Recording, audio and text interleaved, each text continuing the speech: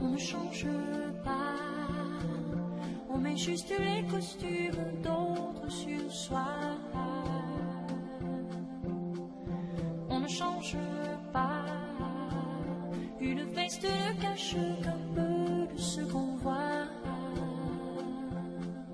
On n'oublie jamais, on a toujours un geste qui traque qui l'on est. Un prince s'emballait sous la couronne, regarde une arrogance vraie d'un prince ou d'un valet. Je sais tellement ça, j'ai copié des images idéales que j'avais pour ces milliers de rêves. Mais si près de moi, une petite fille humaine, comme un chat de mannequin, qui me parle tout bas. On ne change pas, on met juste les costumes d'autres et voilà.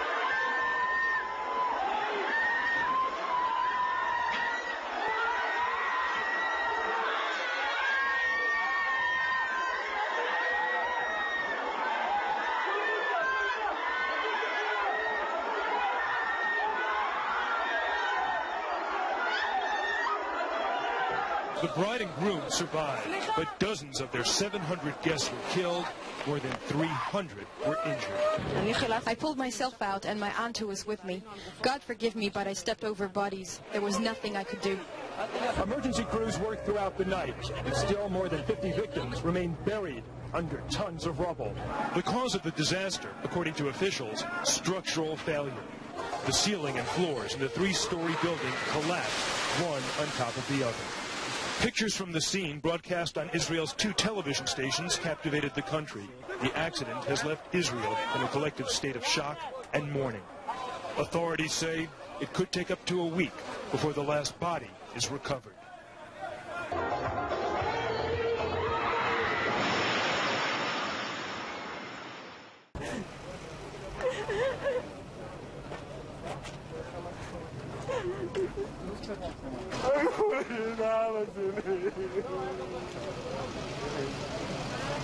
A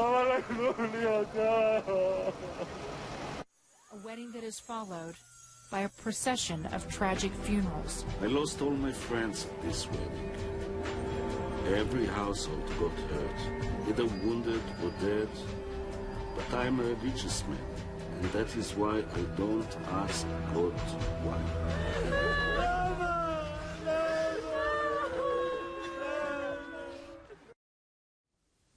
If there were any plan in the universe, any pattern to human life, surely it could be discovered, mysteriously latent in those lives so suddenly cut off.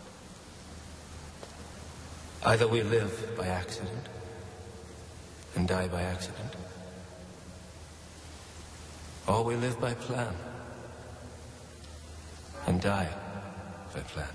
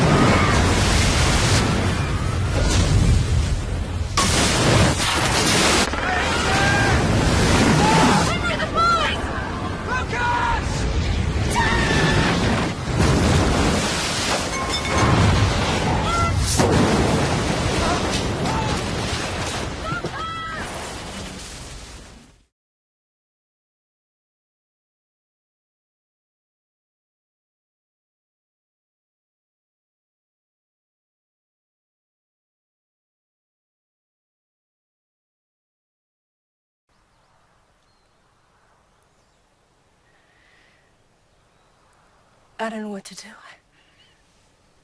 I feel so angry. Louise McVeigh lost a child a few years back. Maybe you remember. She had 4. It was the youngest, wasn't it? Yes. She told me about a vision she had when she found out her daughter had died. She saw herself at a great distance from the earth and encircling it, an endless line. As she got closer, she saw that it was made up of mothers traveling forward. She fell into line and began walking with them. When they reached a certain point, the line divided, and she said she knew that all the millions of women on her side were the mothers who had lost children.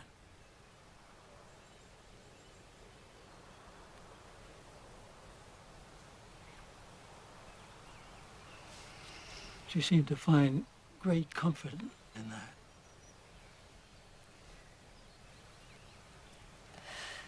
How did the little girl die? A drowning, some kind of swimming accident. Oh.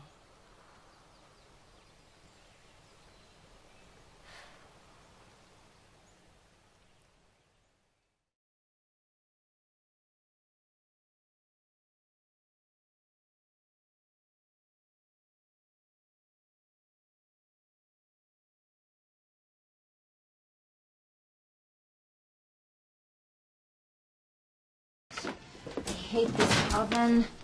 Burnt. Oh, no, it's just blackened. You know, it's Cajun pie. Shall I open another? No, do you think we dare? As long as you two stay away from the band candy, I'm cool with anything. You are a demon child. I live to torment you. Is that so wrong? A daughter's duty, I suppose. Look, all we have to do is just cut off a little bit of the burnt.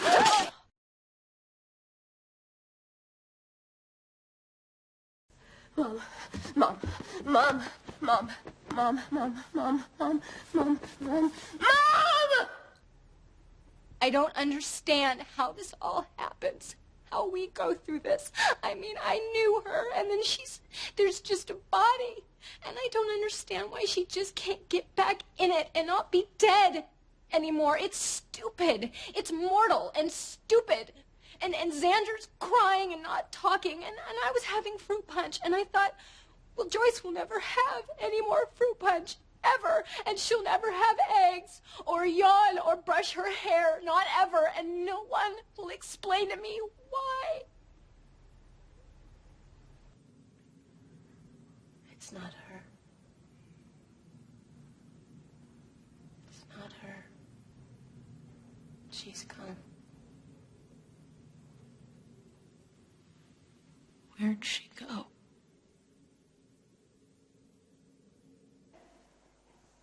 You just feel, I really don't know how to describe it. You don't want to be anywhere else. You just want to be there. We look on things humanly. We say, well, my soul must be doing something physically and all of that kind of thing. But your soul is in the presence of God. It is so overwhelming, that love and that power. And a soul can intervene with God for you as well, for those that are living. And sometimes, you know, God allows a soul to be in and around a person that's grieving. Because sometimes we feel the presence of a soul more than we would any angel. There's just so much love, so much peace. You're in that presence. You're in the presence of the one, whatever you want to call God. And again, it doesn't matter what religion you are or what name you use. It's beyond your comprehension. It's even beyond mine, because I know when my soul has been taken there, I never want to come back. I have given out to God and said, no, I don't, even though I had my children and I was made to look back at them. But still, when you're there, you don't want to. And I know that's hard for us to understand humanly. You know, but this is only a human body, and it's imperfect in loads of ways. But your soul is unique, is perfect. It's beyond words.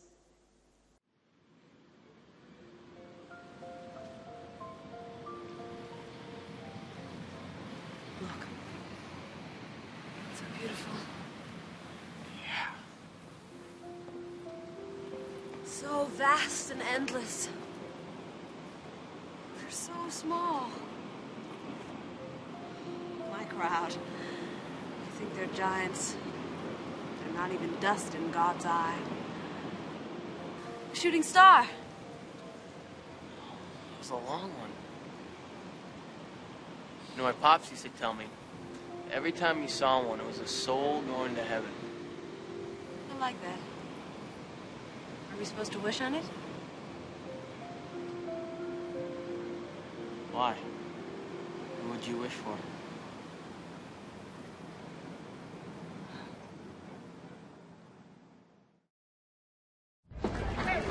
Mr. Guggenheim.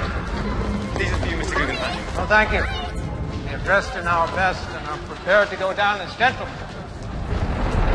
But we would like a brandy. I'm looking for my damn dog. John!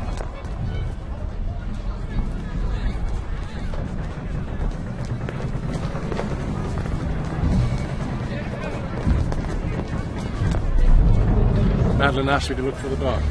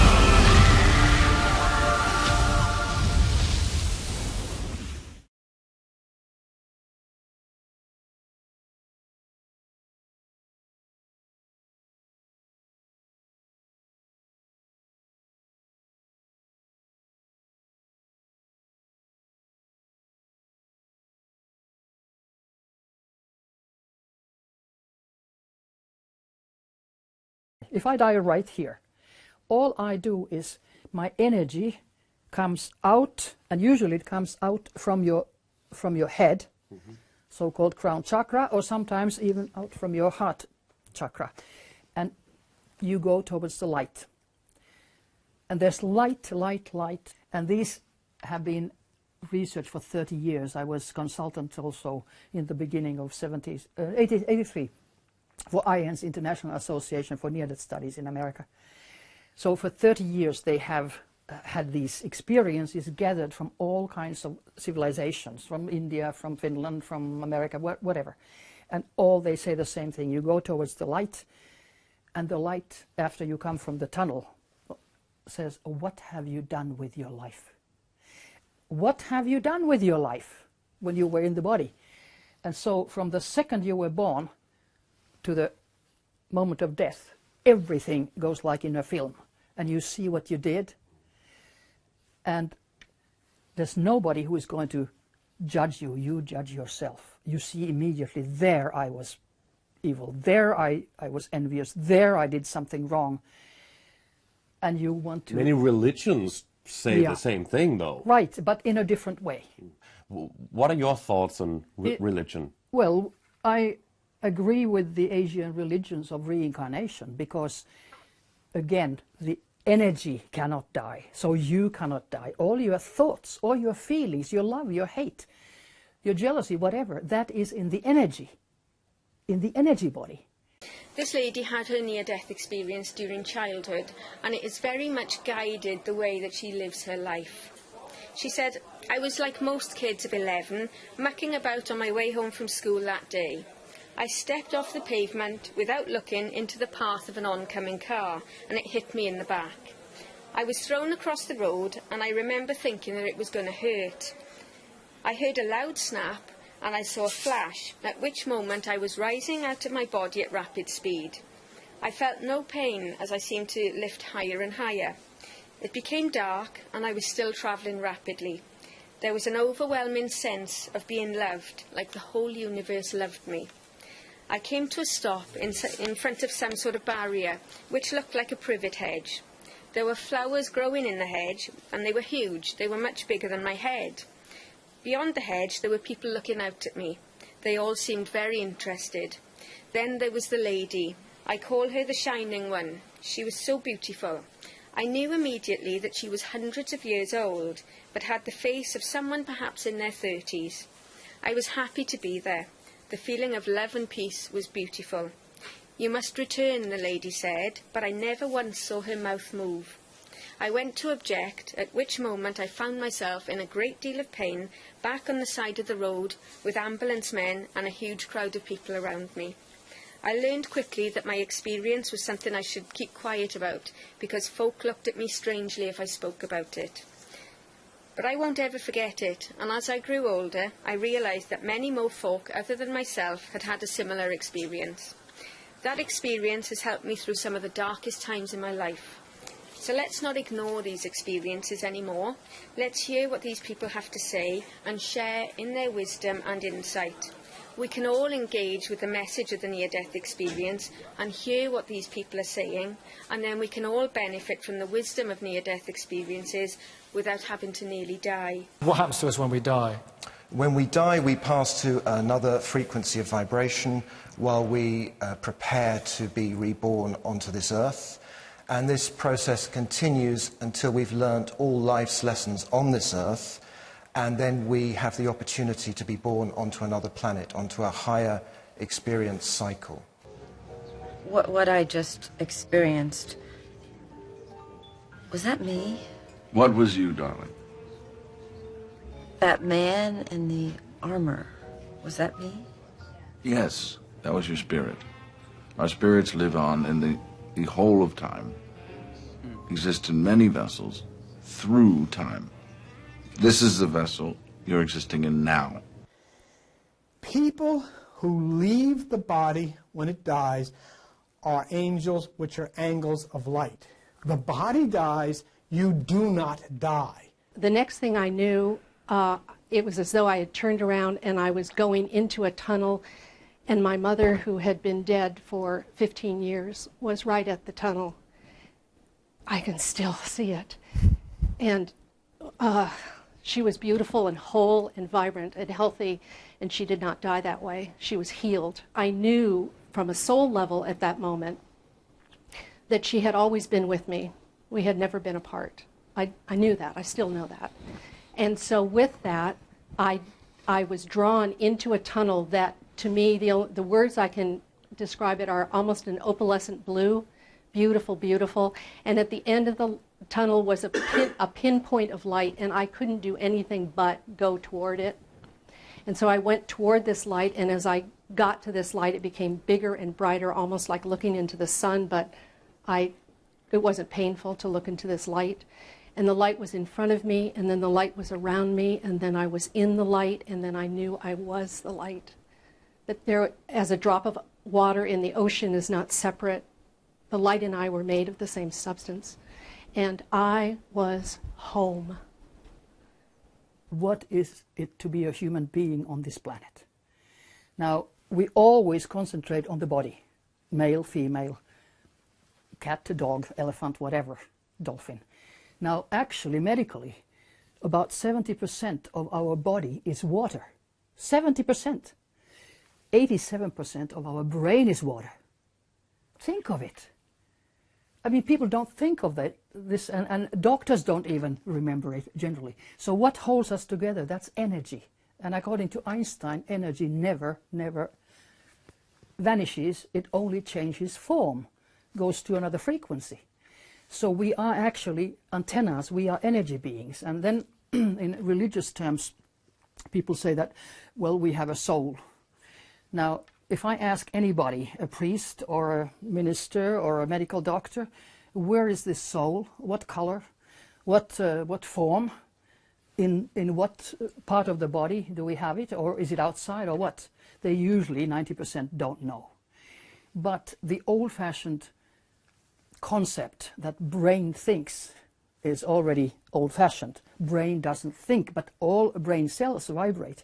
But what people don't know, that every cell in your body vibrates, every one. And that vibration forms you into a light body. I was very depressed. I was very alone in the world. I had nobody. And I think it was a dream, but I'm not sure. I left my body and I saw my body lying in bed. And I went up very quickly. Okay. In no time, practically. But I was me. Okay. And I was surrounded by light. Okay. And the light was not dead. It was lively and it was vibrating. And it was wonderful. It was like somebody loved me very much.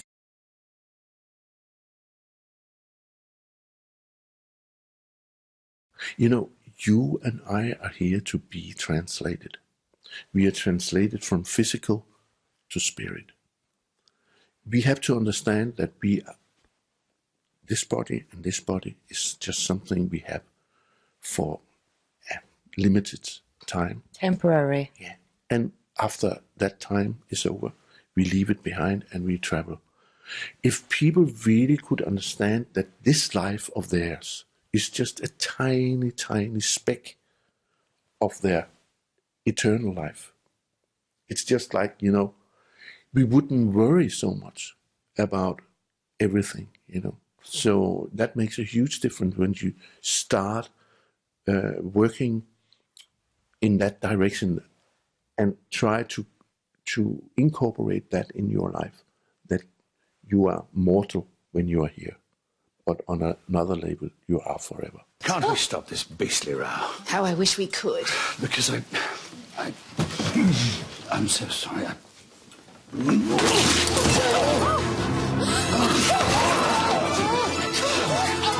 Thomas, on his left side. Give me the napkins. I'll call the ambulance. Keep him warm. Take my coat. What is it? His ulcer has burst. What?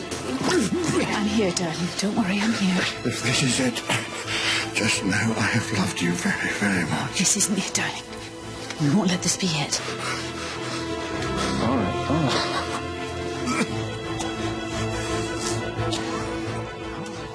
Du wartest hier, ich komme gleich wieder, ja? Nicht fortgehen, sitzen bleiben, ja? Bis gleich.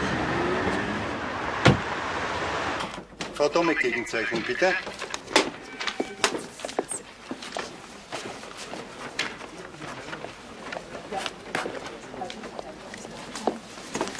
Grüß Gott. Grüß Gott. So, schöne Feiertage. Danke, gleichfalls. Ich hab doch nicht ins Auto.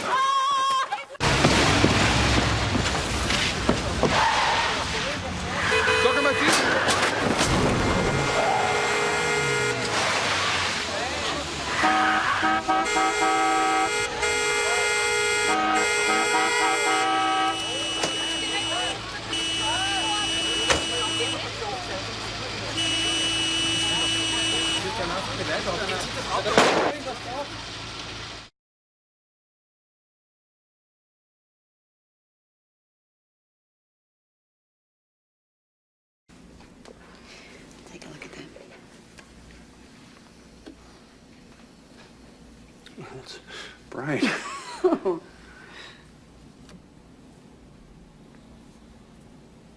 That's me. All those cells. That's all you are. That and all the space in between. If this is all you are, these cells, then when they die, that's the end. I don't know. I think so. How do you explain it? What? The enduring myth of heaven.